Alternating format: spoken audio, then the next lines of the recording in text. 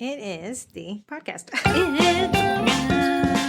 Welcome to Tuesday. Someone said, I don't know how to tell them apart. The one that sings is the one I relate to. That would be Corey. Could be Heather. We just Sometimes Heather. Sometimes she gets a little song in her heart. I only really sing when I'm by myself. Oh, you're not good. Is it the more cat. of a hum or an actual like bellow? Baby, weeby, lamb, what's crazy? You like literally Baby, sing lem's out? crazy. Baby, Is it this like timid? No, it's louder. Yeah, it's me. Am I holding you back? Yeah. So, Corey, welcome to the Baking It Down podcast. What can someone expect? Well, we try to bring you each week. I was trying to start off on like,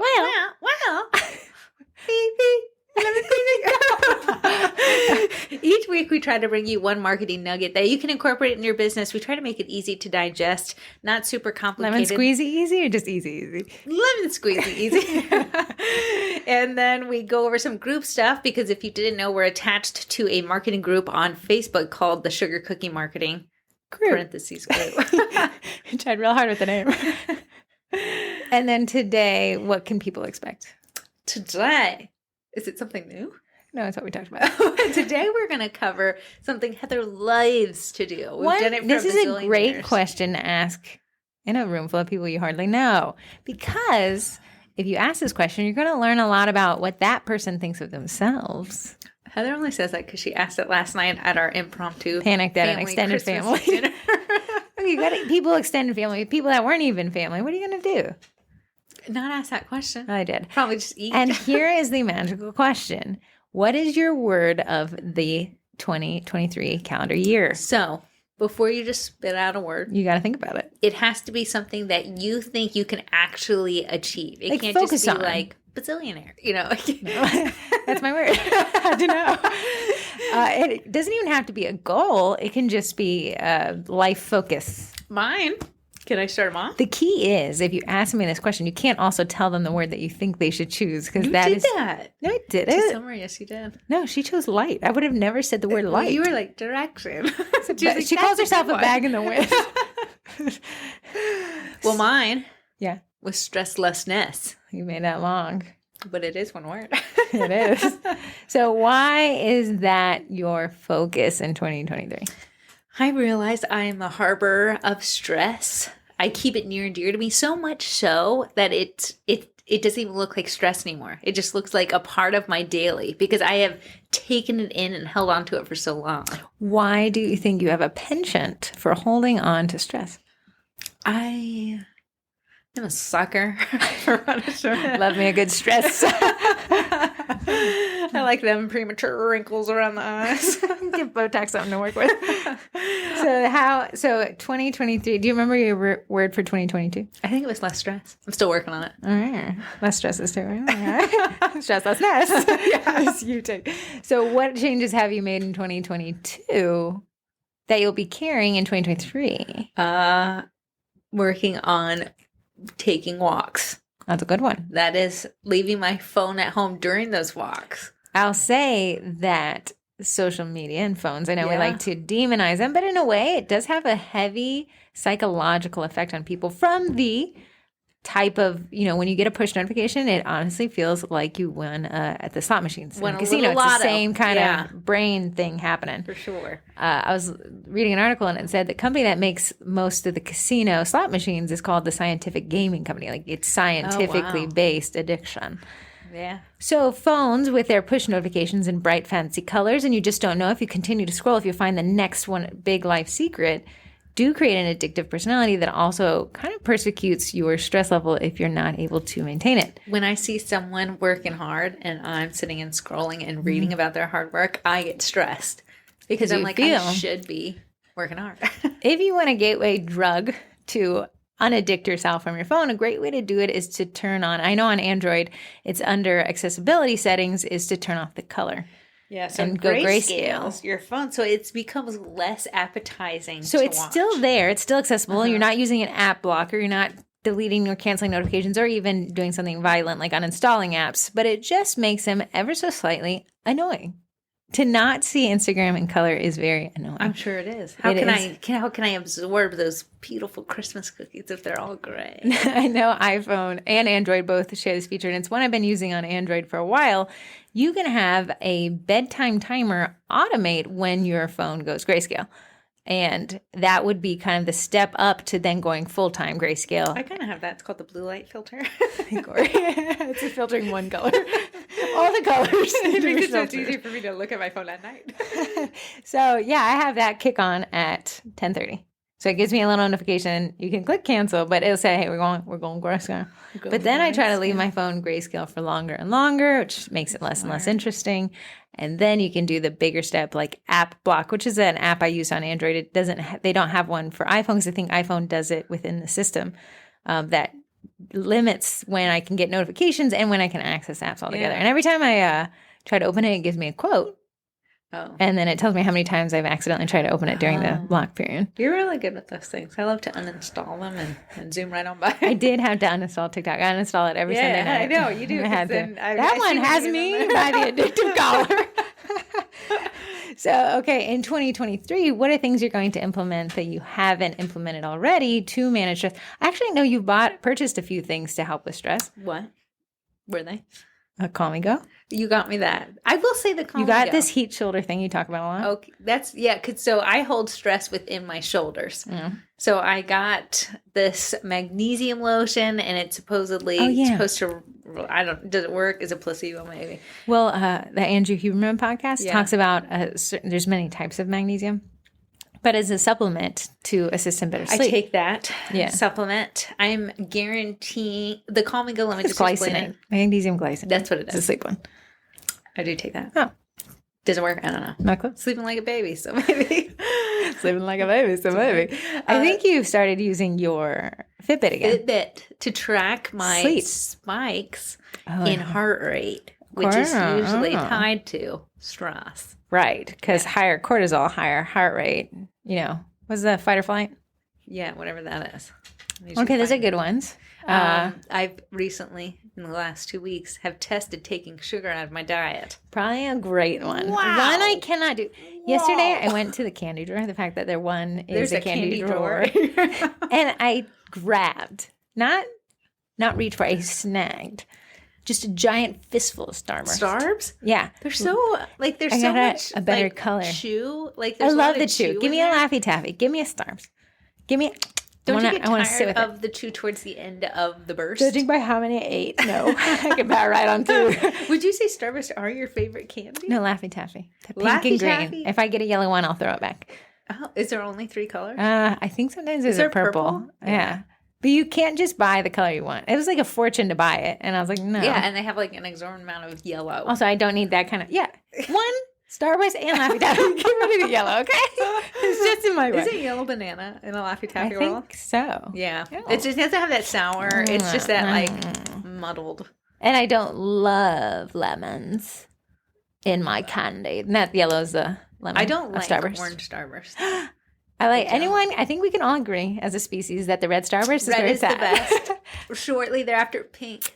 So, I got the alternative Starburst, and there's a deeper red, and I think it trumps bright red. I don't know, it's another Tropical? Yeah. No.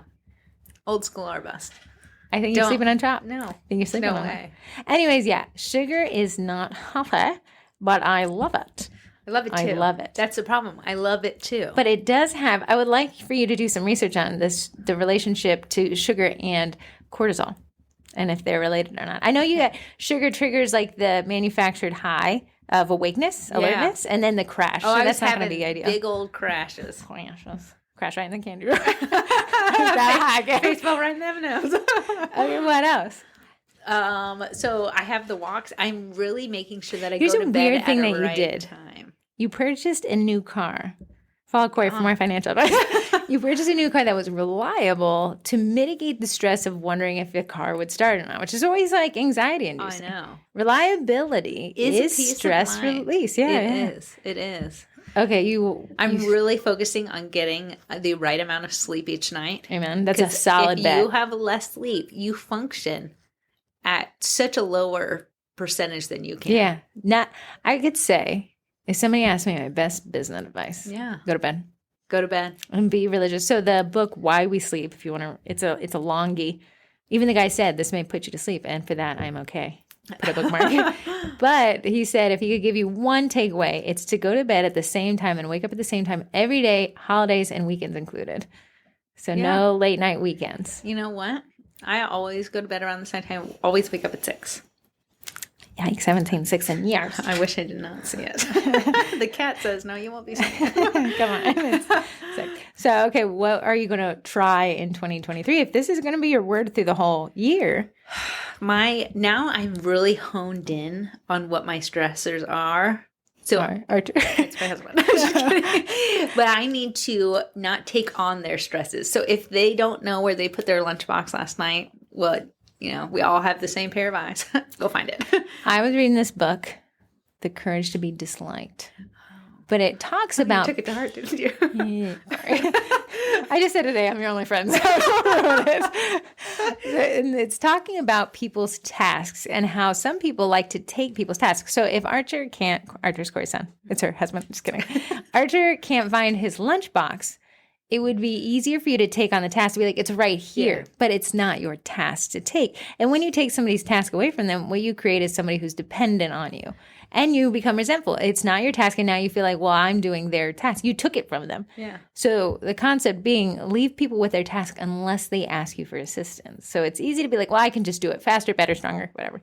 Yeah. And I'm going to do it. But then 1, you're taking a task from somebody. 2, you're creating a dependency with that person. And 3, you're likely resentful that you had to, but you actually didn't. You stole it. Yeah, stole it.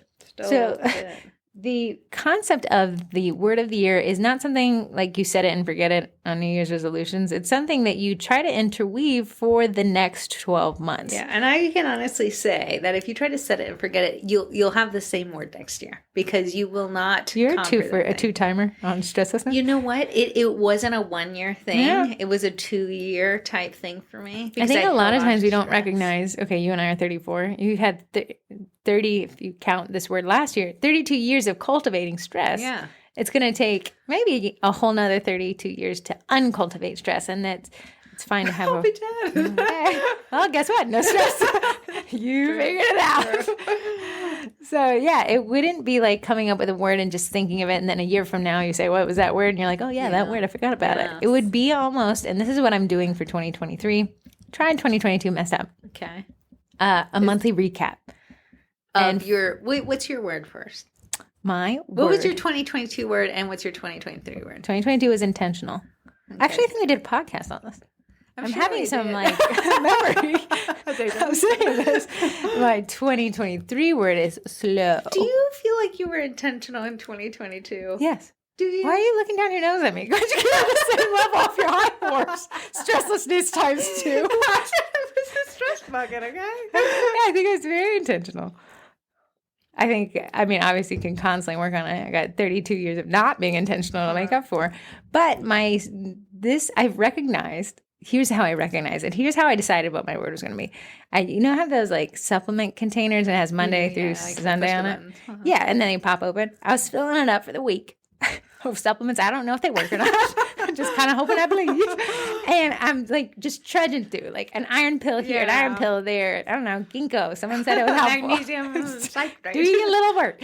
And I was filling it up so fast that, like my brain was working faster than my physical hand. Yeah. So I grabbed the pill container, hid it on the cupboard door. All the pills come flying across the room. And I said, now I have to pick up every single one, identify what it might be, and hopefully it lands in the same day so I don't get an iron overload. An iron overload. How'd she die? She's too fast. So I saw this quote the other day, and it said, if you don't have time to do it once, what makes you think you'll have the time to do it twice? Preach. I thought as I was grabbing little ginkgo pills from the floor. That is true. Let's say that quote one more time. Right. If you don't have time to do it once, what makes you think you have time to do it twice? Right. So I was thinking, the slower, oftentimes I think my brain is like, hey, get it done faster. You'll have more room to do more stuff. And it'll be a never-ending cycle. I'm living like in hyperdrive. Yeah, I think we got to slow down because this other book I was reading was like, yesterday and tomorrow actually don't exist. Yesterday you can't get back to, tomorrow hasn't happened. Your only existence is currently right now. Yeah, but we all act like... We all act like our existence is well into the future. And he's like, technically, you have no idea what tomorrow holds, so you can't bank on it at all. All you are is right now. So why am I running through it as if it doesn't matter because I'm trying to work to this future version where apparently everything will be amazing? Yeah, that's true. I guess I get through the day and I'm like, wow, I still have so many things to do. But you will forever. Guaranteed, the things will keep a coming. And they do keep it coming. Yeah, when I eat so fast. An ungodly fast. Yeah, why? I don't know. I gotta get that stuff in my face. Olive Garden, get on over here. So I think I was reading an article that French people, the country of France, they eat very slow. They enjoy their food. They enjoy it. Because I was thinking, I was shoving in a tiramisu the other day, full disclosure, and I was eating it so fast as if the next bite would taste different than the bite in my mouth. Sometimes I get through a meal and then I'm sad because I'm like, well, I didn't taste one bite of that. And I'm sad about it. You cause me a lot of stress. Corey and I do share tiramisu. It's like a weird couple. But Corey eats it so fast, I have to chop it in half. It's because I just I get so scared that she'll chop it in half so she can enjoy herself. like you know, a normal I don't know what's wrong with me. Didn't you say Archer panicked? I don't know. He panics when he's not, when he's halfway done with the meal and I'm packing up. I said, we gotta go. So yeah, I think so the concept is take this word, your word of the year, the one word you want to, what's that sound? It's a trash can. The one word you want to focus on and kind of interweave it through almost everything that you do. Because you don't want to just oh yeah, my word's slow and then run through life. I think, and even if we want to tie it back, me speeding is an example of someone who's just not slowing there was down. No good reason for you to be speeding that day. Thank you, Officer Corey. There's no good reason for you to be speeding any day. Thank you.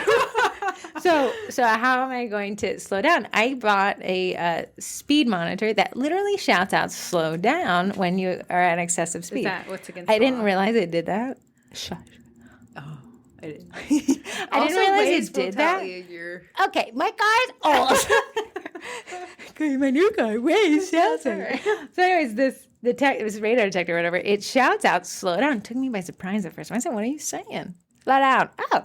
Shouldn't it be screaming that to you constantly? No, you have to do an excessive speed for it to kick in. That's why I was a little surprised. What are you doing? Where you been? I haven't seen you forever. Another way to... Why are you judging me? Everyone listen on this podcast. Corey seems judgy today. I am. I don't know why. What the hell? I don't know. Another way I've been taking slow is these meditation apps. Now, Corey got me one. I did. It's this little orb.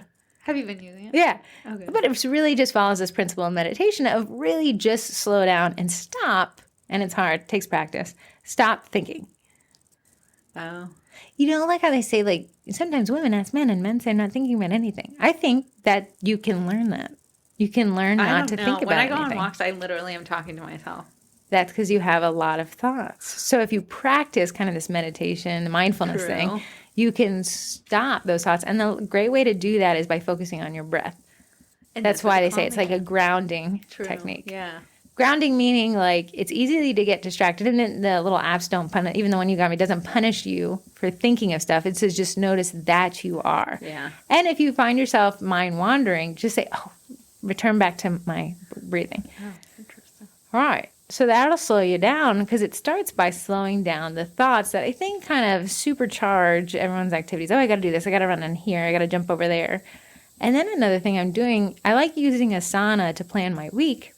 But I find that my weeks get longer and longer with these little tasks, these little lines in Asana, as if I'm acting like the day will succumb to my task list. Okay, we'll give you a couple extra hours. It seems like this. No, the days will always end. So I have to adjust my tasks to fit in the working hours. Yeah, eventually, there's too much work and not enough daylight. Right. So I've been saying, okay, if I could get 5 main tasks, one each day this week. Those are my 5 guys. Yeah. And then if I have extra time, I'll do a supplemental task. But really, you got to focus on these 5. If they get done, great. Yeah. And the next week, you can fill that one up. Because the weeks will keep coming. And if Don't you stop are, coming. if you're listening to Heather and you're like, oh, I kind of identify with that, a way that I see a lot of people mess this up is accepting last minute orders because the money sounds good, but the money doesn't equal more time. No. So you end up hating yourself a little bit because you're working deep into the night, something goes wrong that you didn't plan. The money ends up not being worth it at the end. Even though it sounded so good when they had placed the order. That's why it's so good to know your numbers of what you can physically produce in a certain amount of time. Bagging icing, it literally takes forever. I don't know, like I start in the AM, make 2 bags, and it's 9 p.m. I don't understand it. But to know, like, even though someone's wanting 2 simple maybe designs on a 2 dozen order, there's a lot of times and things that go behind it. Mm. So how do we find a word of the year? What's your little scientific base?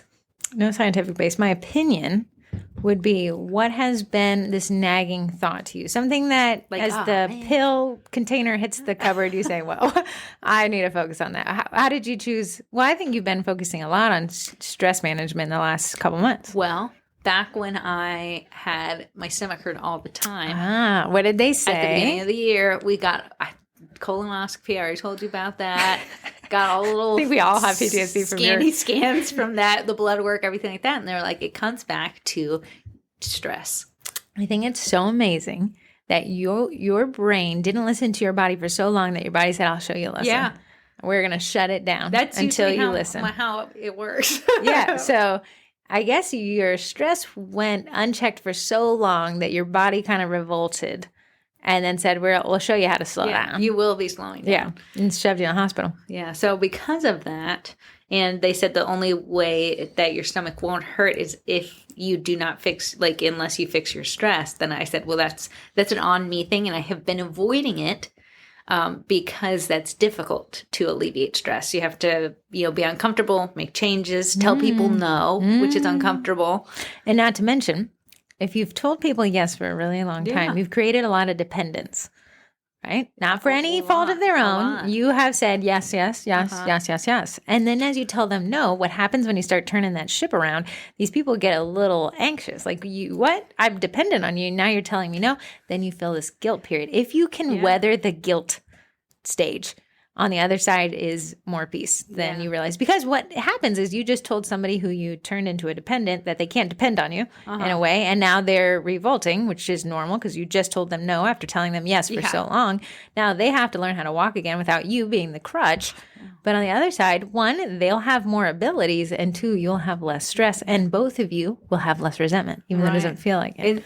I've told 3 people that have gone through their like relationships with their boyfriends or whatever, that I cannot take your stress on. Corey has pulled out of relationship island. I said, as much as I want to be there for you through the ups and downs of this relationship, I cannot physically take your stress on. Was I one of those people? You were.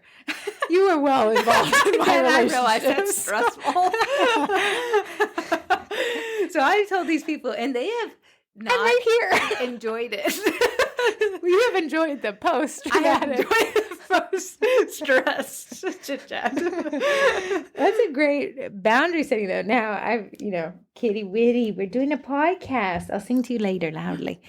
Kind of focusing on, I'll say that your word of the year has likely been presenting itself to you for a bit. It may be relationships. Maybe your relationship, husband, wife, mom or dad, kids, is a little not ideal.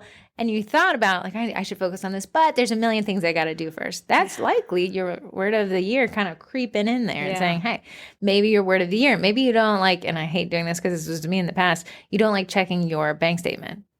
Whether that be overspending or maybe I like spent, like I have, debt or whatever. Maybe that's your word of the year is like, oh, maybe I'm going to really focus on that. Yeah.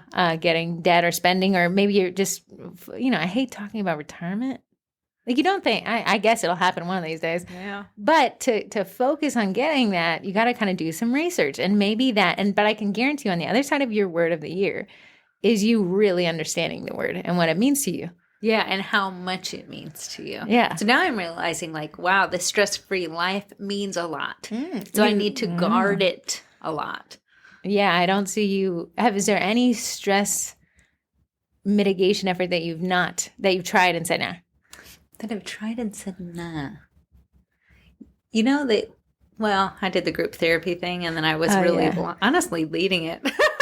Well, that was a good How are you example doing of trying today, it out. Anne? Uh-huh. Mm-hmm. Corey went to a group therapy session, and the therapist let Corey run the group, and then it became a job. It became my job. That you paid to do. Yeah, I know. So then you thought that one. That's a good idea. That's a good example of trying something and not abandoning the word altogether just because this one thing didn't work out. Mm-hmm. Then you try to do physical therapy, and that's not working out. It's not working out either.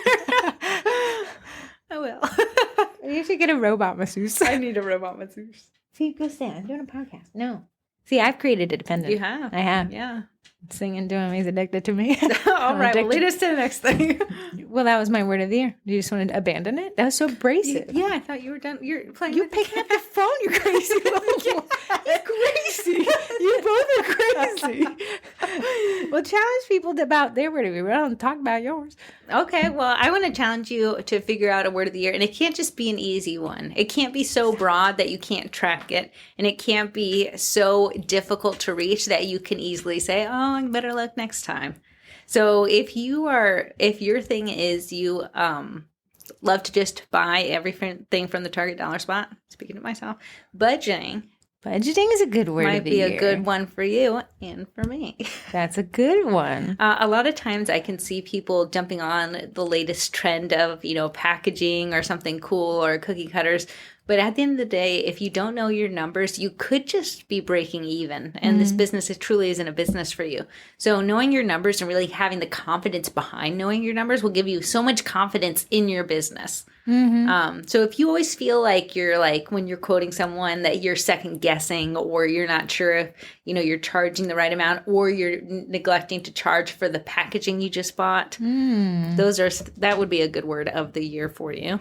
I like a word of decluttering, which I know is a threat, but think about it this way. There's two ways to make money: either sell more or spend less.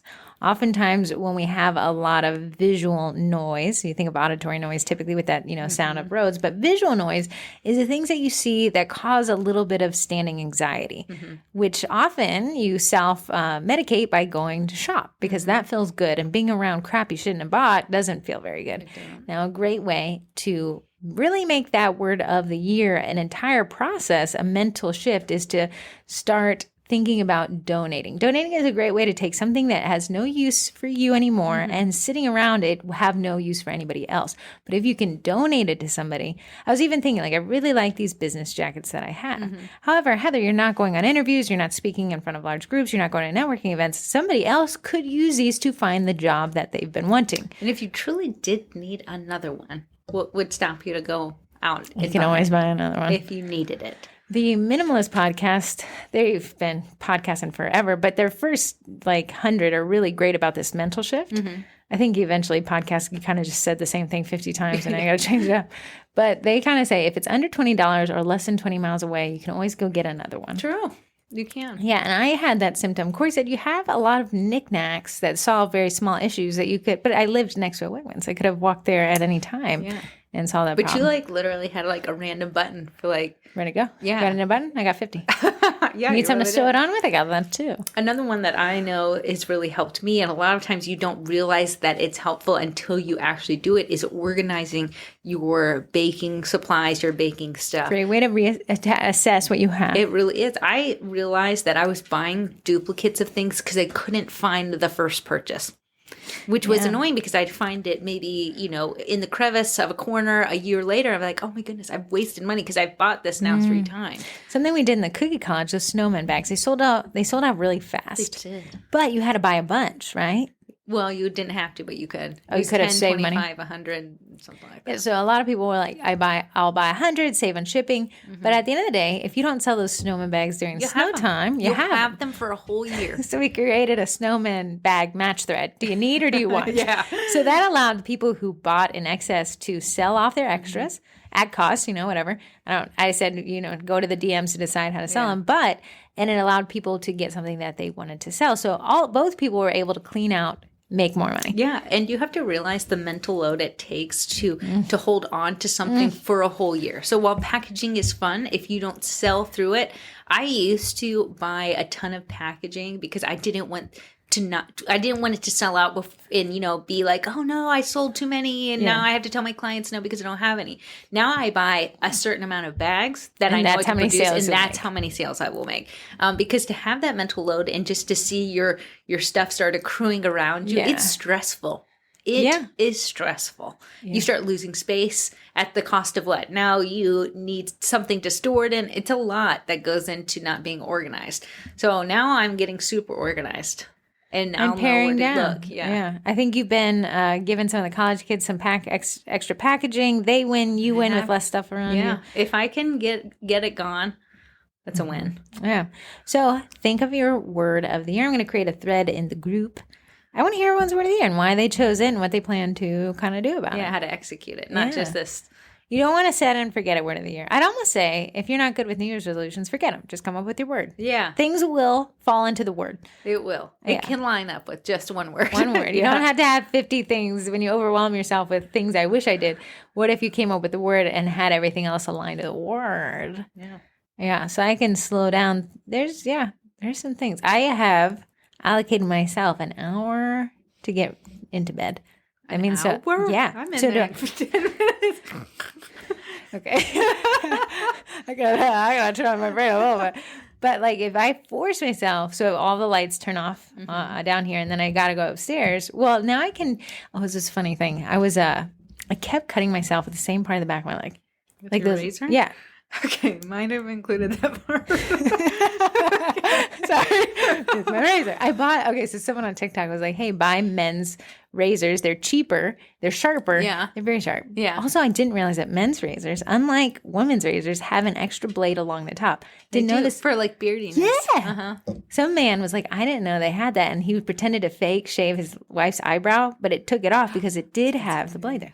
Anyways, I don't know what I think that blade would cut off my leg. Again, Nate does it to shave up his beard. Okay. So I bought those razors. Of course, you get like a pack of 50. The men's ones. Venus, the girls' one's like, good luck with one. You'll be using this for the next 3 months. So I was shaving my legs, and I kept cutting myself in the same spot. And I was like, whoa, these blades are too sharp. No, I was going too fast. And I was going so much faster than I didn't even realize I was sliding the blade sideways because you're like, I'm just getting to this. So I said, if you slow down and be intentional, you'll stop buying Band-Aids. True. That is true.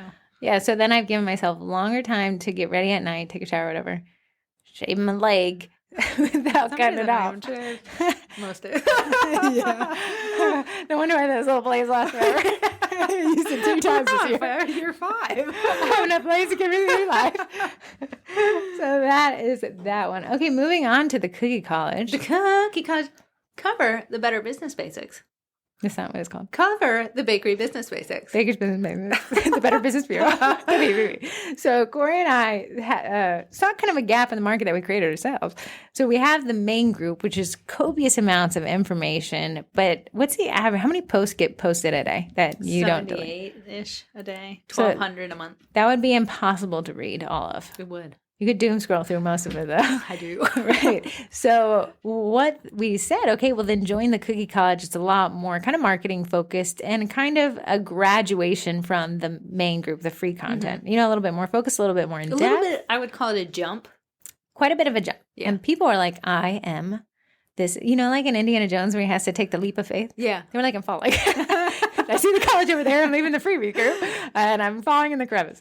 So we said, let's do the Baker's Business Basics. It is a Baker's Dozen. So it's 13 classes that are foundational to everything we think you'd actually need to be successful in the college. Mm-hmm. So maybe the college is a little out of reach for some of the concepts. If you do the Better Business Bureau, if you do the Baker's Business Basics, you'll have the tools needed. At least I can guarantee you're going to have a more efficient business. They all build on each other, and they're all to get you out of the gate in the right foundation. The podcast we talked about with foundational marketing, this is foundational. Yeah. Then you can graduate to the college with the correct setup. Or you can join the college and it's in there too.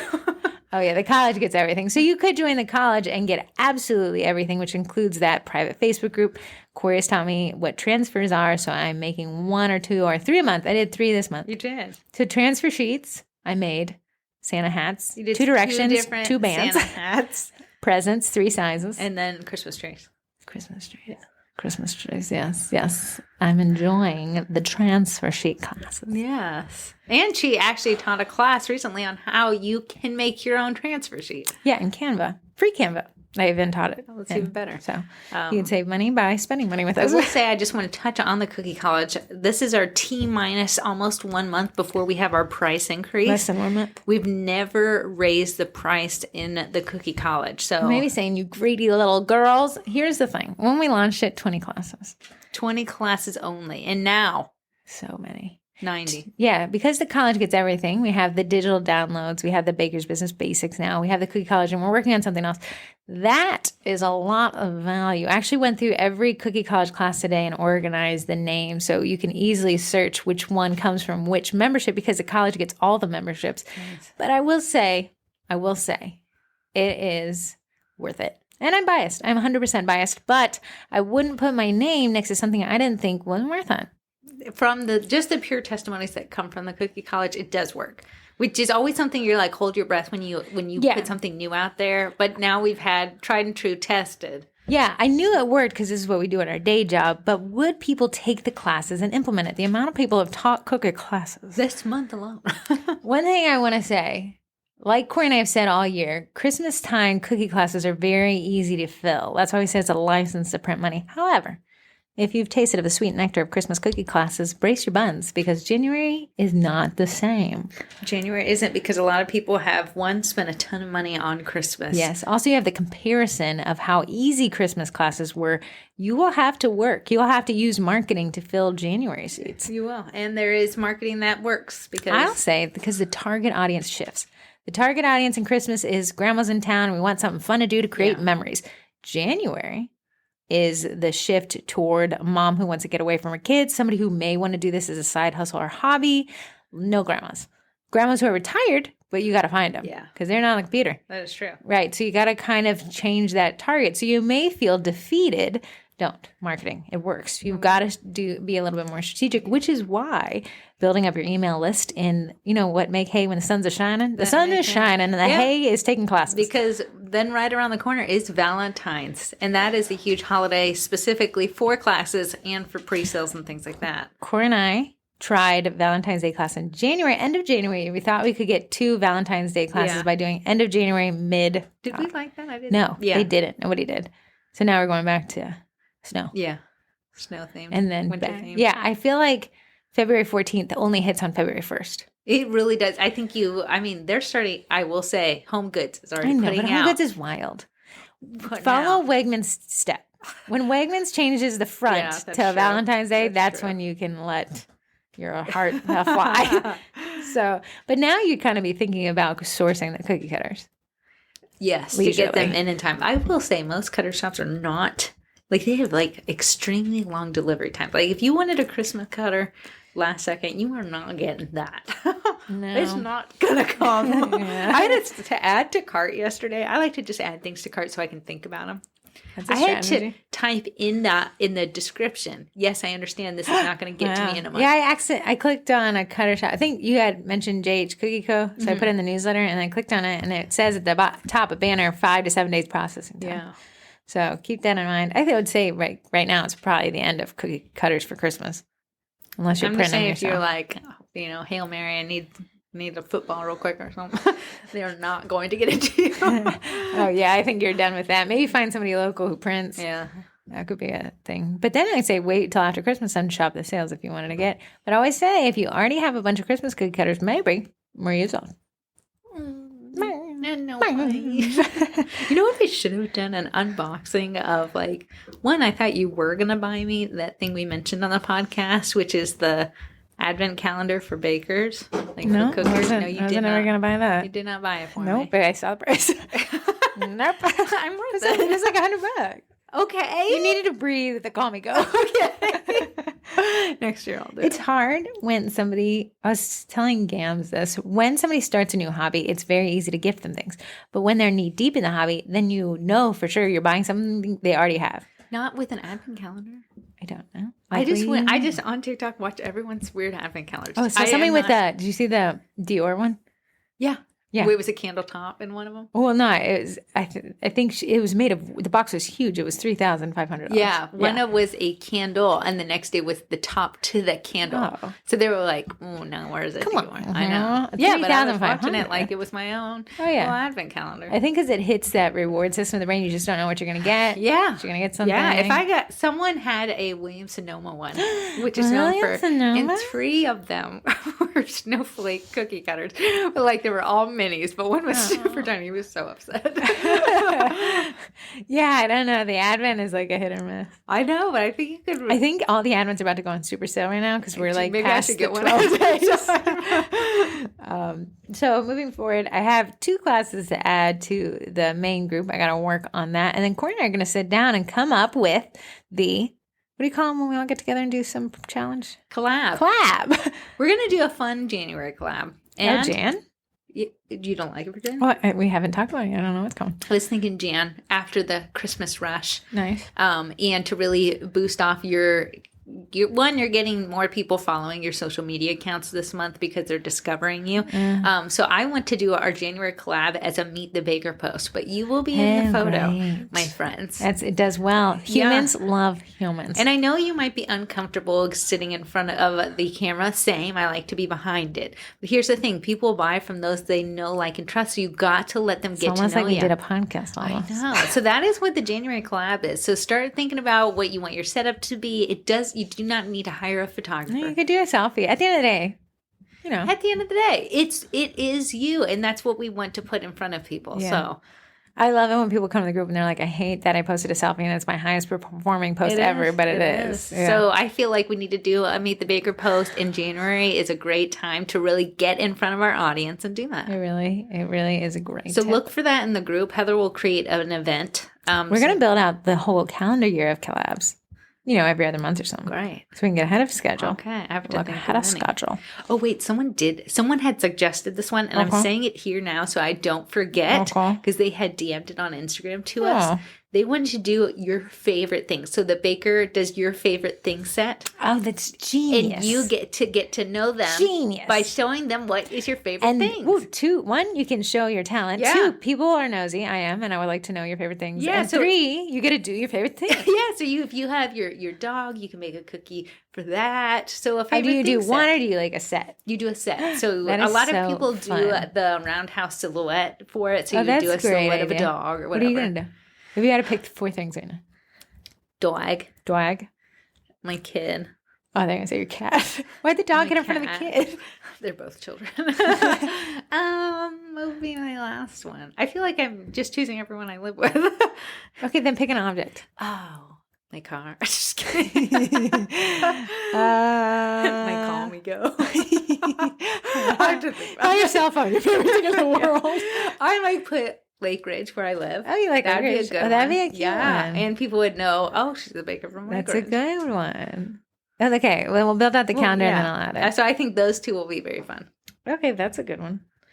Okay. Oh, we actually got an email question. Can you talk while I pull it up? I thought this was a solid question. If you don't know what a collab is, it's where a bunch of bakers come together and they actually choose a topic or subject that they all post on the same day. So in the past years, what we've done, we did a gift for your favorite people in your life last year. So last December, everyone baked some cookies and you gave it to someone that means something to you in your life, whether, it be a student, a customer, someone you come in contact with, like your postal service person and things like that. Me and Heather ended up giving a bunch to the restaurant we love to eat at. So that's what a collab is. And you'll see how the collabs go as we post them throughout the year, but you can always look back in the events and see the past ones and how it works. Yeah, we're a lot of fun. Okay, now let's go to the part of the podcast where you can call, text, or email in. Let's do some emails this week. Oh, okay. To email in your question, you can email it at hello@sugarcookiemarketing.com. Text is 571 556. 5644. I can't believe you memorized Wow. it. Can you grab that phone on your way out and upgrade it? Okay, I got to confess. don't leave your Android, Sony, are these Samsung? Oh, Samsung phones charging. Yeah, that was a nice one, you big old thing. How am I supposed to know that their battery's in flight? Who in the world? You can't charge your phone? I am charging this guy all the time. Because you're using it, because you're constantly draining it. They have to be drained. Well, she exploded the phone. The phone got puffy. It got big. That was so crazy. That phone was so expensive. Okay, now it's 4 model expired. You know what? I forgot. What do you want me to do? I thought it was you want me to stare at it? You could have used it. I don't like that one. I don't like how it always. Okay, well now it's puffy. Okay, so Corey needs to get that phone updated, but. Here is Miss Gilbert. She emailed this in. Thank you so much for all your wisdom and tips you shared through the Facebook group and this podcast. I'm a newish baker business owner, and I apologize in advance if you answered this question in another podcast. I'm only on episode 15 right now, but I wanted to know a bit about developing my brand voice in my customer avatar. It's important to me that my brand voice is authentic. I've had issues with self-esteem, and I'm finally at a place where I'm happy with who I am, and I want my bright, bubbly, sometimes serious personality to shine throughout my marketing and real-life interactions with customers. My current repeat clientele consists of mostly local moms, family, and church friends. I think my ultimate vision includes one day being a, drumroll please, celebrity baker. Dreaming big, I know. How do I approach my marketing since these are two seemingly very different clientele? Unless they're celebrity moms, lol. Sincerely, Ms. Gilbert. So, great question. Brand voice, customer avatar. Basically what she's saying, you can kind of think about it through your marketing. So let's pretend let's say you go to therapy, right? And you have a therapist office. Okay. So let's pretend the therapist office has a newsletter. Okay. Unlikely that the therapist newsletter is going to hit you like the Real Housewives of Orange County, right? Yeah. Those would be two kind of conflicting brand voices. You don't want drama, kind of like, oh my God, can you believe? And like titles that just set you off. Clickbait. You'll never guess. Yeah. So when we think of a kind of a therapist office brand voice, we want to think about centering and calm and processing and emotions and feeling and understanding. Real Housewives of Orange County wants clickbait, drama. You'll never guess what Stacey said to Susie. So what the question is you don't want a conflicting brand voice against who you are as a person and who your brand is. Mm-hmm. So oftentimes, you'll have Corey and I don't think are like happy homemaker vibes. I am a happy I don't homemaker. get the vibe. I mean, we're happy, just not like that. I don't cook. Yeah, right. But you see those people on TikTok who have this brand, whether it's them or not, we don't know. Uh-huh. Beautiful kitchens. Uh-huh. They're wearing florally flowing dresses while they're cooking. Yeah, they have done their hair. They've done their hair. They've washed their face and they put on makeup. Not too fast as to cut off their leg. So what you kind of want to do is you want to be authentic. People can recognize, unless you're a really great actor or actress, when you're not being authentic. Mm-hmm. So you need your brand voice to match your authenticity, and you need it to relate to who you are as a person, because we don't want to seem fake. Yeah. Fake, it creates a feeling of distrust. So she's saying, I've got two different things, bright, bubbly, and more serious, but I also want to be a celebrity baker. What do? I would say the more, well, let me see. You look like you're... No, I want to see what you say and see if it lines up with what I was saying. I would say your celebrity baker personality can be bright, bubbly, and sometimes serious. I would keep those pretty aligned in my book. But why does it sound like she says they're not aligned? I'm curious. She's thinking, my ultimate vision includes one day being a celebrity baker. Dreaming big, I know. How do I approach marketing since these are two seemingly very different target audiences, clientele? It is different target audiences. So what I would suggest is keeping your page very local, very small, to where you can actually do your work and actually make money. And then eventually you can turn your personal profile into a digital creator. That is a great point. I would say if she's going to create the celebrity personality, start on Instagram or TikTok. Yeah, and really make that. And then, you can have more than one account on Instagram. Yeah. So you can cross-post there. You can just make that content, but you could be the focus of your branding. It is a little bit more work because you're making two different types of content. It is. However, your target audiences will be very different. Mm-hmm. So you could create that content and then kind of tell people, are you local? Order from me or come take my class over at, and then tag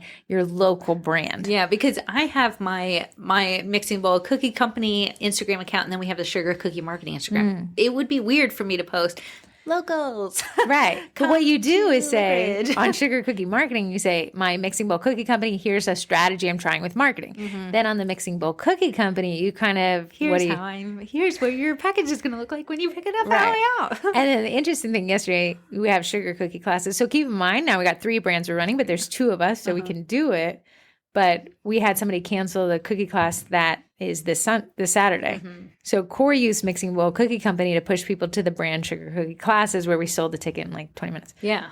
So they can work. Yes. So I use some Mixing Bowl Cookie Company content for sugar cookie marketing as in a branding way. Yeah. And then we cross post. So you can make a meld, but for me to go to the sugar cookie marketing page and say, hey, locals, come and shop my Hard pop-up, to do. it's not there. Could you imagine the website that's trying to sell the cookie college as also local cookie classes, also Cole cookies for We're going to Lake Ridge? confuse our audience and they're going to fall off. So at the end of the day, there is a case for both keeping your marketing simple and small, but there's also the case for keeping your marketing diverse so you can separate your clientele. What you can also do is down the road, split them out. And I know a little bit of footwork, a little bit of strategy there, but it wouldn't be the first time and it won't be the last time I've seen that strategy. At the end of the day, ask yourself how much time you have. I'd rather something posted than nothing at all.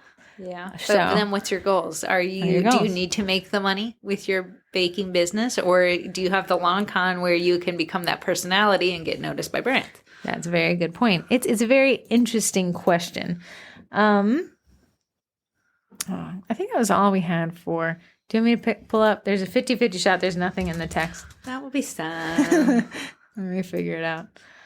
What was your favorite collab that we did last year? Wow, what was your favorite collab that we we did the Susan Reed collab, and that was a blast. If you don't know who Susan Reed is, she'll find you. She'll let you know. So look out for that name if it ends up in your email. She is a scammer, but we actually made Susan Reed famous so more bakers would know about her and be aware of the scam. And she always asked for the same thing, which is blue hearts with white detailing. And so many people made blue hearts. You ended up making the check she writes. I made the scam check.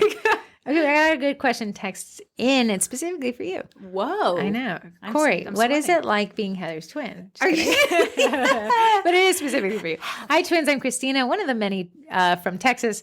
My question is specific to Corey. You're a 100% refund. What are the limitations to this refund, if any? I've always been happy to refund when I messed up, full or partial, depending on the issue, and even when it's not requested.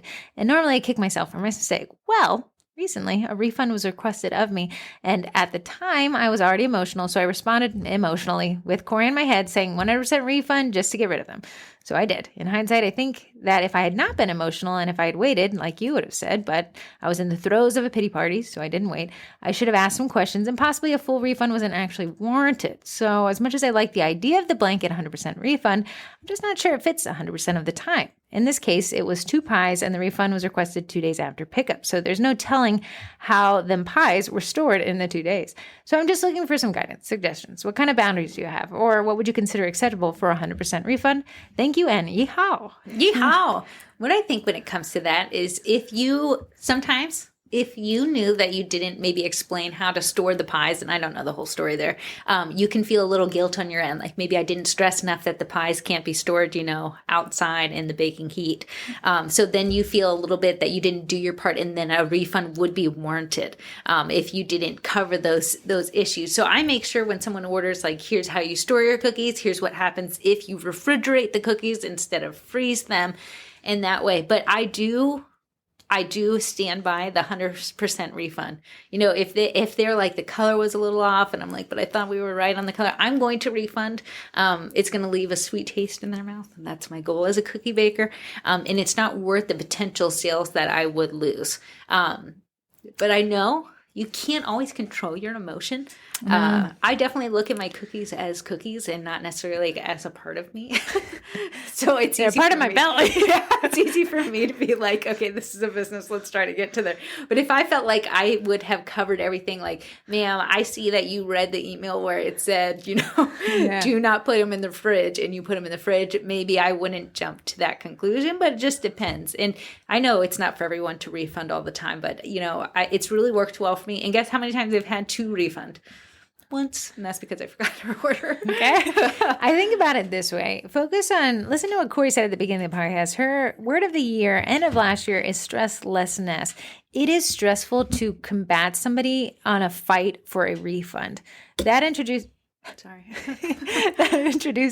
a lot of angst for both sides. So you may be of the person who's like, well, it's a battle I'm willing to fight. Corey's cortisol level says it's not one she's willing to fight. So while this may be right for Corey and her business, and you feel like, hey, I don't think it's necessarily right for me, we're just giving you the tools to make that decision on your end. Now, I do kind of side with Corey. I do offer refunds most of the time. I'm talking about digital marketing services, so it's a little bit different. But to get rid of that angst, to just end up having a really good day at the cost of a little bit of money. I had somebody in the college, and they were like, yeah, this is outrageous. This person has texted me roughly 50 times. And I was like, just probably refund them and walk away. Enjoy your weekend. Yeah. How much is the cost of your weekend worth? At 50 texts, you would have lost me about 25 texts ago. Things like that. Mm-hmm. So kind of consider that when making that decision. Mm-hmm. And it comes to, did they blame you for something? We don't know this whole story, so I'm kind of just like pulling it out of the air. Like, was it something they blamed you for the cakes? Were the cakes dry? Who knows? I think if you put the long-term perspective of business growth on there, you're going to err towards 100% refund, no questions asked. It is also a conversion factor. When you go to a website and it says free refunds, free returns, returns up to 60, 90 days, that is going to give people that trust factor to make that purchase. So it does help with your conversion rate, which is people making the purchase. So whether or not you say, well, 100% refund, I'm not sure. Corey, if she does operate off of 100% refund, can then tell people that and give them that trust factor. I said, if you're not happy for whatever reason, you get to keep the cookies and your cash. Oh, that's keep the sexy right there. Yeah. So kind of make the decision that's best for your business.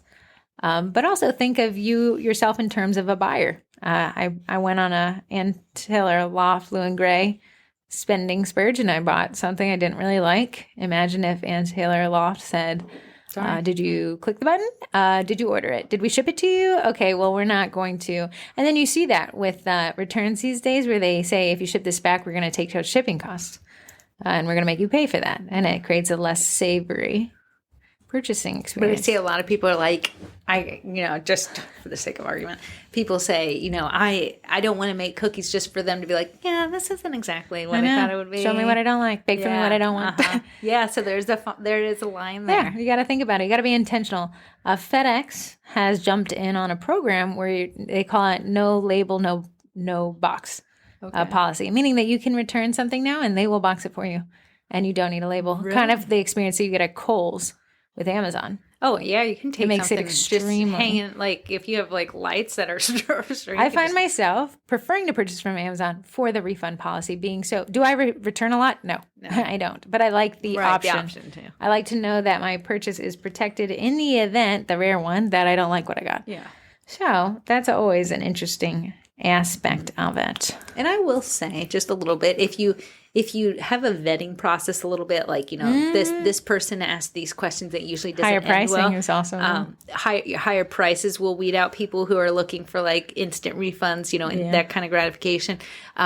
Making sure that your email to them that has the information with what they need, like to store, to keep, and all that. Mm-hmm. Like, so you're tight on your end, like, I referenced back to, your cookie care kit and things like that. Very good. I can kind of sniff when somebody's going to be kind of a little difficult. Yeah. Usually when they try to bend the current rules you have in place, the current policies. So we had, that class I mentioned had a cancellation. So I, opened up the ticket again and someone said, well, I would like to purchase 2. The policy says there's only 1 seat left. Mm-hmm. But you can kind of see, okay, if this person's willing to bend kind of just a number of seats there are, what are the odds that they'll likely be upset or try to bend something else? And then you can kind of say, so I said, hey, actually we only have 1 ticket, but you can get a take-home kit for the kiddos, and then never purchased. So that was kind of a good way to weed out what, of course, probably the person was fine. Whatever. But before you bend your policies, think about what the implications are long-term. Yeah. Not that you bend your policies, but spitball. Great question, though. I really do like it. Yeah. Could spend a lot of time there. Could. But I did. Oh, you know what? I had a podcast poll. You mind if I pull it up?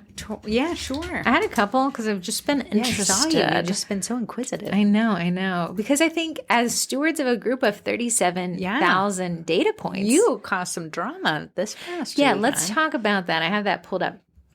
So everyone always asks. Everyone asks this question. It's kind of a dangerous question in a way if you don't have enough context. Yeah. But what is your price per dozen? Okay, that's a broad question. But so often in the group, this sugar cookie marketing group is what do you price this at? Yeah. What would you charge for this? Don't know. Yeah, because we got different locations. The cost of butter is crazy. So who knows? That's a dangerous question, though. Butter last week $7.29. This week on sale for $4.99. You know what? I just got a graph from because this consumer price index they thought it was going to 7.3% inflation, came in at 7.1, turning around. Butter is getting cheaper. So anyways, I asked the group unknowingly to them that I was going to find the average. What was your average of a simple set, your 12 cookie simple set? No context. No what simple context. meant. No where they're That's from or all anything. it was. And the price after 1 hour and I think 200 data points, we had the price come back at, hold on. Oh, last year I had done this. So last year the price per simple dozen was $41.08. Wait, say that one more time. $41.08. This was August 2021. So it's been over a year ago that we first took this poll. Then I asked it again this year. The average price per dozen rose from what I just said to $47.73 per simple dozen. Okay. Interesting. Now, there could be many reasons why. A lot of people said, well, I've learned to charge my worth. The cost of butter has increased. Inflation, just knowing your numbers, there's a lot of things that cause a price. It was speculation. A lot of people, I got better at it. True. And then someone said, can you ask in the college what their prices per dozen are? Keep in mind the college doesn't have 37,000 people in it, but for the people that answered in 24 hours, the price was $1.25 higher than the main group. So that price per dozen was $48.98. Interesting. But that was not my podcast poll. That's just an interesting assessment of the current market. Let me see. Posted by me. Posted by most recent podcast poll. My podcast poll was, unfortunately, I said, which twin do you identify with? That was Corey. Where is this stupid question?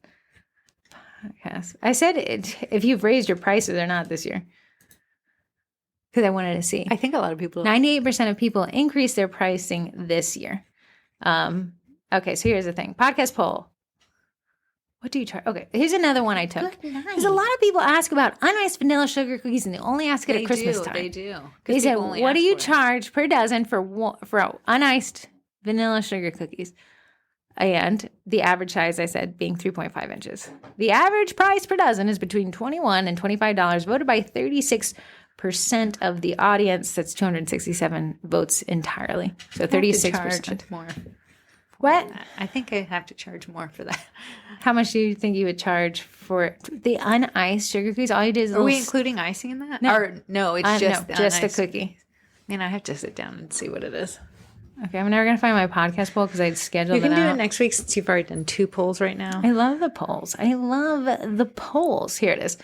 Okay, podcast poll. We had 688 votes. This year, my price per dozen, option 1, has increased. That's inflation, baby. Option 2 has stayed the same. I cut costs elsewhere. Option 3 has decreased. People just aren't buying like they used to. Option 4, it isn't there yet. I'm doing this as hobby and I don't charge. The breakdown is increased. 94% of poll voters increased, has stayed the same was 4%, has decreased is 1%, and are not charging it is 1%. Wow. Crazy. What are your thoughts?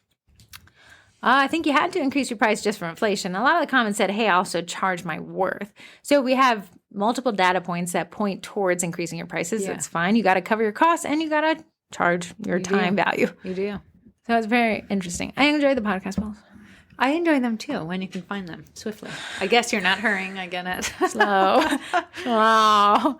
Okay, what else do we talk about? Do you have a 20 rest? Are you talking that in front of the podcast? I mean, the sponsors? Oh, I didn't know. You just looked Okay, at me here's my like twin twist. I've been starting a book. Okay. The Molecule of More, which focuses on dopamine. Okay. Why we continue to do more, but we're not satisfied, because dopamine is not satiating. The dopamine molecule makes you want to do more, and then it makes you want to get more and more and more. Is that what I always say? Chasing. Yeah. So you're literally chasing a high in your brain, the dopamine molecule. And then kind of the book on that really explains a lot of the actions, why you see some bakers kind of just like, yeah, I'm going to teach classes, and then I'm going to teach 5 classes, and then I'm going to teach 10 classes. They have a higher dopamine release than someone who said, yeah, I taught a class, pretty good. Maybe I'll do it again later. Maybe I won't. And they have more of a serotonin, the here and now chemical. So here and now says, I'm happy with everything as it is, don't change it. Dopamine says, everything's cool, but what if I went somewhere else and got something different, more and interesting? And so interesting. it is very interesting. Love to see which one you identify with the most when you're done with this book. I'm done with the book. I thought you just said I started to read a book. And I finished it because it was a good one. I listened to it in the shower. I took for an hour. What do you think that you identify with more? I think I have more dopamine than you. Yeah, I like to not go on motorcycles and stuff. Right. But there's dopamine is the same chemical, but piped through different parts of your brain, you get 2 effects of it. You get long-term dopamine, which is like, I'm going to work towards saving to something I want to buy. And short-term dopamine, it's like, new restaurant. Let's go try to this. What are you doing this weekend? I'm out. I'm going to travel. I think I have long-term dopamine. I think I have more dopamine than you. Serotonin, like, let's go to the Olive Garden. I'll order the same thing I've ordered. Yeah, so Corey doesn't like new restaurants at all. But sometimes you'll go if I make it, because I guarantee you'll like something. Yeah. Yeah, so I think that I don't have extremely high levels of dopamine. I just have more than you do. I have extremely low. That's why Corey loves to, like, I think you could sit and watch Netflix for hours. Yeah. Like I think you don't get out of bed sometimes. Yeah, me putting the TV in my bedroom, bad idea. I don't need to budge. I never saw Corey again. Yeah. At least when I was downstairs, I had to walk down the stairs. I think somebody with maybe higher levels of dopamine couldn't sit the whole day. Yeah. I don't really love to go do stuff. I don't really love anything. So your brain tells you, hey, don't move. This is great. Everything you've got right now, good to go. Yeah. And I like the norm. I like going to the same places. Yeah. That's exactly what the lower dopamine. What am I missing out on? What could I get dopamine from? We get dopamine from a lot of things. You wanted me to jump out of an airplane. I wasn't excited about it. And I've jumped 5 times. I think that's a great example. However, I would say that I jumped 5 times because 5 different people asked me to. So I don't think I led that. I just didn't say no. But you didn't say no. Whereas I think I'd be like, you would be like, no, let's go to Olive Garden. Yeah. Let's jump into a bowl of salad. Endless. Let's see how far we can fly with the red sticks. Okay. What do you have for Twitter's? Well, did you send that email I asked you to send? Cute. Yeah, I sent it to you. Cookie kits. You said that? I said, Corey, please save this email so I don't have to get asked by you anymore. It's every file type you've ever needed. Did you send it to her, though? Both of you. Oh, please check your email. Cute. Get some dopamine and open it. You know what? I like that. Fear of the unknown. Cute Kids was in the vending blendie. She was in the vending blendie, but she was also in my comment section on Instagram, and she said, "Honey, Bo Bunny, did you know that I make custom cello bags?" Oh, no way. So cellophane bags that you package your cookies in. She can print on them. So she said, I said, let me try this out. So we'll see. I was so curious. Yeah, so I sent her everything she needed. She wanted the AI file, so she was like, I know. I was like, she's asking for things. Here you go, buddy. Sorry, there's no layered labels. So we'll see how that works. I'm excited to try it. I ordered from Did you see what she also said? No. In the email? Can you open your email? No. I don't even know what you're talking about. She said, I laugh hysterically that you guys bought the Milton tray but won't print it out, so I'm printing it for you. Oh! She said, I can't believe you're letting Eddie just print it. I said, don't I have more for you to use than reading the instructions from the Etsy download or watching Eddie destroy cookies? That's funny, because she sends, if you have an Eddie, she sells it printed out. So Heather's like, hit or There's miss. some trays that these third-party sellers sell that fit, that make Eddie work better. Yeah, make it work better so you can print on M&Ms, macarons. The sassy tray? Yes. It works with the feed dish turning thing. Oh. So they work together and they're small. They're $90, but I mean, I think everyone's like, it's $90 in cookies or $90 in sassy trays. Oh, interesting. So, but you'd have to get that little ring that you left here. Yeah, I'll have to grab it then. Great. I'm trying to get rid of it, so please take it. And then the Milton tray works off the tongue thing. Yeah, that Eddie has a tongue. He has a tongue. So the milk tray fits on that, and it helps Eddie better understand the cookies placement. And you better understand where the cookie needs to be placed. Because like Eddie is great, but he doesn't have eyes, just a tongue. Yeah. So sometimes if I'm just trying to balance it on his little tongue Corey thing, and I made this rinky dink. we did. Hey, but we were ahead of Milk. We were Yeah, ahead. we made a frustrated. makeshift middle tray. There's a lot of tape, a lot of cardboard. So that's what cute cookie kids said. They said, and I said LOL. Yeah, but we shall test and see how these bags I've been look. digging your content on the Thanks. Sugar Cookie Marketing. Yeah, it's everything that I reels. bought. Yeah, it's also confessional. And sometimes I throw in a little child every now and again. Yeah. Everyone says you sound like Dory, I know. the Explorer. When I film it, I first say, I'm like, hey, this is Corey. This is what you need to do. And I'm like, hey, this is Corey. Just keep swimming. Just keep swimming. But let's jump into our sponsor. Speaking of Eduardo, Eddie is a direct-to-food printer. He looks exactly like a printer Eddie's having does. a meetup, Yeah, they are having a meetup. like But a little Eddie convention. I want to say, dare I say, I was on Karen's Live, who is a Karen- teacher. Okay, I saw Karen's post in the Eddie group. Yeah, did where you she see it? printed on those Yes, icing things. And yeah. I think that's a third-party seller, too, that helps you be able to print on the icing. I mean, the transfers. I don't know. I just Karen saw her posted print there. about it. There's a lady named Karen. Karen's Custom Cookies on TikTok. She goes live 24/7. The lady's never not live on TikTok. She's vibing and live. Yeah, but she is Eastern Shore of Maryland. Oh, And neat. yeah, she is one of the first Eddie owners. So if you were crazy. curious, she pushes Eddie far beyond. But she's teaching. And she's teaching there. But I want to say that maybe they sold out with their first round of tickets and they were trying to get a few more so they could have been sold crazy. out. But the Eddie meetup is free and it's, I'm going to say Minnesota, Minneapolis, That's Minnesota. Minnesota. Wherever they are. And that's where Eddie is based out of, Primera. So it was just going to be easy for them. But you can come, you can learn. Karen's teaching. I act like I know Karen. Karen doesn't know me. Hi, Karen. I just didn't We like realize. But you can learn from Karen. What Karen does with the Eddie transfers, she prints on the tiniest thing. It's crazy. It's I saw the insane. post. And I was Yes. like, oh, that's crazy. Yes. So if you want to, they have I'm teachers. sure, yeah. From a ton of teachers they're bringing in. So if you have the time and the funds to go there, go. They're not streaming it live from what I I understand. know. FOMO. Get them. And look, I've sold out of tickets. Yeah, so but we're- it's free. If you can get yourself there, it's free. They even had and it may have sold out, but they had a room block discount for the hotel that's being caught up. So, yeah, so we'll have to see if they it's in January. Yeah, it's crazy. They Yeah, give you like it's- 1 month. They're like, get your butt going. But yeah, you can learn more about Eddie. I'd suggest joining their Facebook group, Eddie Printer Users Group, TM now. Trademark. Trademark. Crazy. But you can join that and you can see the cool things people are doing, what people are doing to troubleshoot things. But it's pretty fascinating. What people are doing. But this lady posted yesterday in the Eddie group, just hit my feed, but she took it almost looked like typewriter Merry Christmas. I think she bought it from an Etsy shop. And she printed it on a tree. Oh, I cookie. saw that. And she did. They shared it to their Instagram. So if you want It's to see it. disgustingly cute. And that specific Merry Christmas, you can buy it in a airbrush stencil. But that one was very clean. It was very clean. was. It looked great. And it will cut down your stenciling. You don't have to clean your airbrush. It doesn't clog. So many things. Yeah. Okay, next up, we have the sponsor of AE Core backers. AE Core has been a ride or die with Sugar Cookie Marketing. I think you found her on Instagram back when you both kind of got started.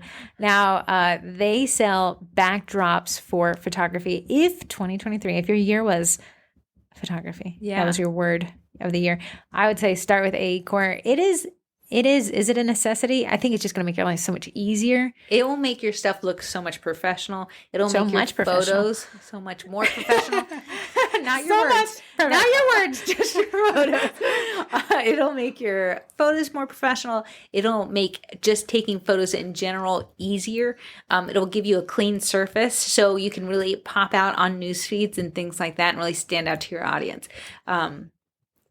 You guys did her good on the Vendy Blendie. She sold 25% more than she did the year prior. And the year prior, she sold a bunch. Yeah. Which you got a solid product. You got a solid product kind of sells itself. You add a discount code and you're going to sell out. Yeah. So they did great. I always buy the 23 by 23. If you were maybe a caker or you didn't want to take so much flat lay and do, not flat lay, you could get the 2 boards in the L brackets that actually hold the boards up. If you're just starting out, or if you like the things I kind of do, I like to take, just flat lay photos. So I only need 1 for each time. But I love them. If you see in a photo of mine, it's on it. What's the discount code? Sugar cookie, not plural. Great. And that will save you 20% at checkout. Nice. And they ship very fast. So if you are listening to this and you might have forgotten about your baker for Christmas. There's no way she can be. I don't know. Christmas is like, Corey literally said, Christmas is in 3 weeks. And I said, it's in 11 days. And she said, darn it, I had so many plans. I did have so many. Don't worry, we'll go to Olive Garden. Okay, good. And last but not least is my favorite meringue powder, which is called Royal Batch. If you are a fan of using meringue powder in your royal icing cookies, this is the one that you need to add to your list. Why? It's because it is so easy to use, silky smooth. What I've been doing, it has gotten colder in Northern Virginia, and with that, humidity has gone down. Now I've taken a tablespoon of MP out of my icings to give me more time before it crusts over. MP stands for meringue powder for your non-baking twins out there. Meringue powder. Yeah, so then I get a little bit more time. Still the Why do people hate satin from Michael's? Different meringue powders do different things. They can crust Is that really for actually the fast. meringue? That little plops of, it looks like a Yeah, you can cake actually, pop. You can sometimes add meringue powder to buttercream to make it a crusting buttercream. But it still can't really stack. Why do people hate the satin one? It's because I think it crusts so fast. Yeah. So what would you use it for? Those little looks You could like use them for dollops. transfers. People would use them for cookies. I would just say if you want that, just add less than meringue powder so it doesn't crust as fast. It's up to you. It's up to you. But people are going to find preferences. There's a ton of brands out there. I have really jived with Royal Batch when we found her. She reached out to us and I said, we don't sell something unless we love it. So I have to try it. And then I've been hooked ever since. It was her ploy and it worked. Eddie sold out of the new magenta cartridge because they said so many people wanted it and they have a little bit of a supply chain issue. So join the group. But it says, I think a lot of people are getting Eddie's for Christmas. This is so random. I was just talking about Royal Batch and you literally I was thinking of, because you were like, we only sell products we love. And I was like, do you love Eddie? I do. And then I was like, oh, Eddie. Oh, yeah, they just made that announcement. The magenta, because they got a punchier red. It's a punchier red. I didn't think the other one wasn't punchy, but what do This I one know? must be a double punch. If you want to see what Eddie prints on when it's not white, It's a rad royal red. icing. I have reel I just made of it printing on orange.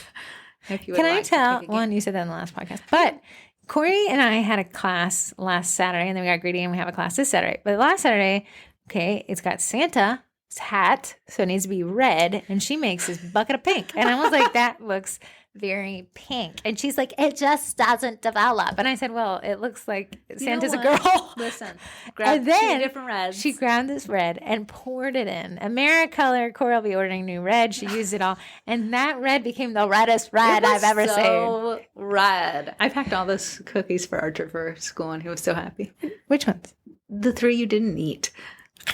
Oh, you took them? I was wondering if they disappeared. I said, you know what? I could pack these for Archer. Like, Corey, so in class, unfortunately, somebody just didn't show up, which is crazy, but okay. So Corey decorated live with the class, which we don't usually do. We usually just point at a PowerPoint, but hey, when in Rome. yeah. Then at the end of class, kind of nudge her when I went there to be extra icing on it. Yeah. But Corey's on this weird, like, let me break up with sugar. I'm not. No, I'm wildly addicted. Heather was not. So I grabbed it. And there's nothing that looks tastes so better. good. Oh, I was fresh. so. Heather said, just don't stare at me. I said, you need to turn away.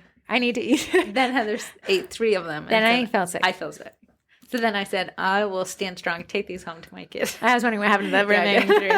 But we have class this weekend. Do you want me to decorate for it or no? I don't know. How do you feel? Sometimes You won't I have as feel much like space it. because we have 10. I'll think about it. Okay. Well, remember, prep the dough if you want Mo. I want some for. I actually used Show. on this dough, and I don't know if I'm going to use it for class because I want to eat it myself. What? I used, I bought from the Vendy Blendie, Yeah. the sugar pod Dallas. makes vanilla infused sugar. Oh. And I made these batches, these For next class? 2 batches. No, that's why I don't want to use them. I have another. You giving her Regular sugar second batch. tier dough to I our want class to, takers? but it smelled so Well, don't good. use it for class end because that's not the recipe we give them. Right. But it's still sugar. It's just infused sugar. sounds And I used it delicious. with her. You bring some of those to. I don't want some Aldi's. I want some Goldies. Bring some to Christmas. I can't. Or with the before Christmas. new- I don't want stale ones. I'll make it with the new the sugar, and we'll taste Oh, yeah. it. It Also, smells make good. some naked ones. I kind of like a I naked do like cookie. some naked cookies too. I do too. I do too. Unclothed cookies, bring them. that are soft. Soft. They need to be soft. I did burn a whole batch for class last week, But you and ended sold up them. being able to sell them because I was going to toss them because they were burnt, and I was like, I can't really sell these, and we can't But use them for Gams class. likes crispy crunchy cookies. And I don't like crispy crunchy cookies, but a lot of people do. So I said, Yeah. you know what? I'm going to decorate these very easy like, and I'm going to throw them up there and see who bites. And someone bit. Bited. They bited it. Okay, I think that takes us to the podcast. Where are we at? Oh, hour 18. Oh my so Let these folks go. Sing a Phoebe song and I'll let them all go on that note. Baby weeby, I'm squeezy, baby, baby. Look, you popped back up. Bye, guys.